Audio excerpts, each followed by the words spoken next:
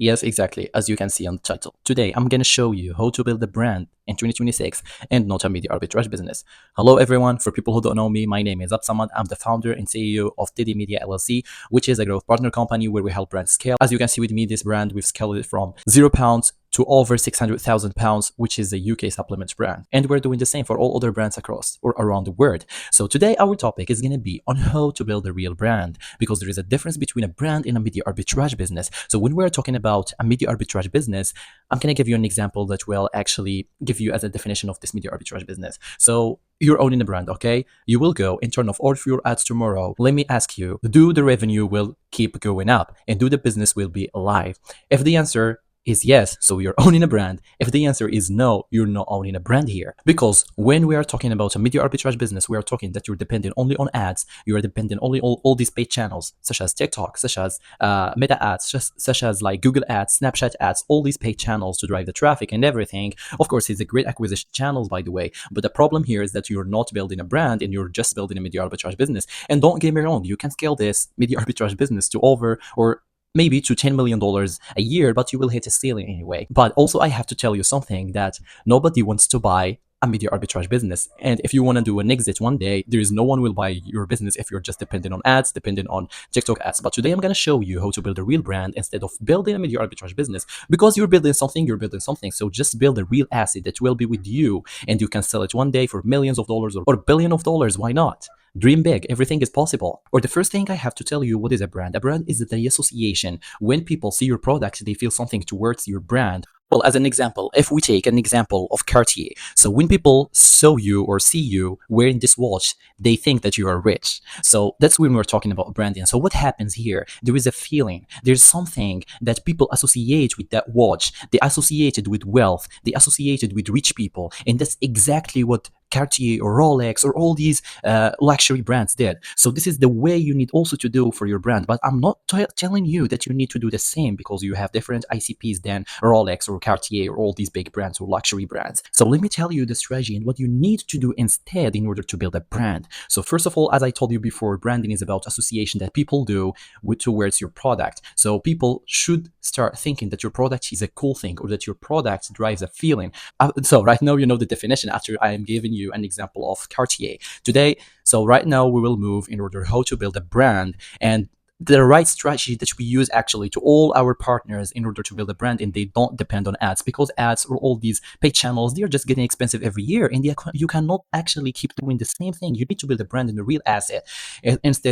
Instead, if you just wanted to keep doing ads, you will build a media arbitrage business, you will scale it to $10 million, maybe a year, and you will hit a ceiling anyway. And I'm not the one that telling this. There are I know too many people that they already own like this media arbitrage business, and they actually made millions of dollars a year, but they cannot sell them and they cannot make an exit by the end. So the first thing you need to do is to go and look for all your ICPs, your persona. And then what you have to do later, you will go for each persona, you will see what do they like? Search deeply about them. What do they like? What are the creators that they are following and they are inspiring from them and they love them and they like them? Thirdly, you will go and look what are the places they love? What are the things that, I mean, like the places that they spend the most time there, and also what are the places they like and they love to go every weekend there or maybe every day. Then you will see also what is the lifestyle that they love? What are the things that they really, really like and love? And then what you will do, you will get your product and put it next to all these places, all these things. So let's imagine that there are creators that these persona or that this persona like. So what you will do, you will go to contact all these creators. It doesn't matter. You can also do another thing that we do for all our partners. We search for people who they want to make money and they don't have a problem in order to appear and talk in front of the camera. But we see that they have the things that our persona or that this persona will actually love. So we train them, and we actually help them make money, also by getting commissions, of course, by making content about the stuff. So what you have to do next, you have also to see this persona, where are the places they love. You will go to all these places and you will try to do events there, to do like just go and put a booth or put someone there using your products, and try always to be there every weekend if your persona go there every weekend. And then they start associating your product with that place, and after they start associating your product with that place, they start thinking that your product drives the same feeling that they actually feel when they are in that place. And that's exactly when we're talking about branding here. So as you can see with me, there is no ads, there is nothing here. We're just talking about branding. And then when we're talking about the lifestyle, so when we're talking about the lifestyle, you need to make sure that this type of person, and every ad, every content, or every piece of content you make, you need to make sure that you do content about the lifestyle they love.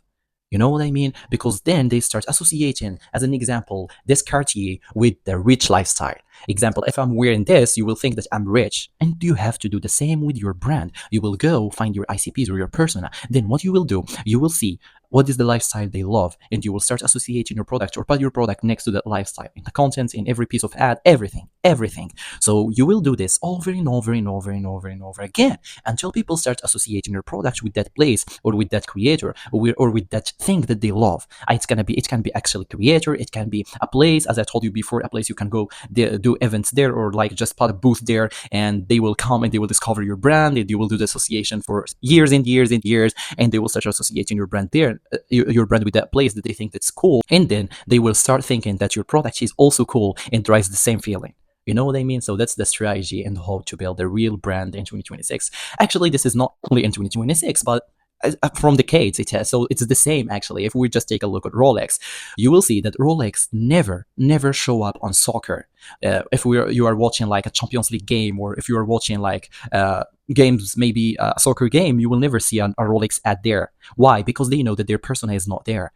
Rolex, it's targeting rich people. And when we're talking about rich people, you will see that Rolex is show up only on tennis, golf, Formula One. Why? Because they're where their ICPs or their persona.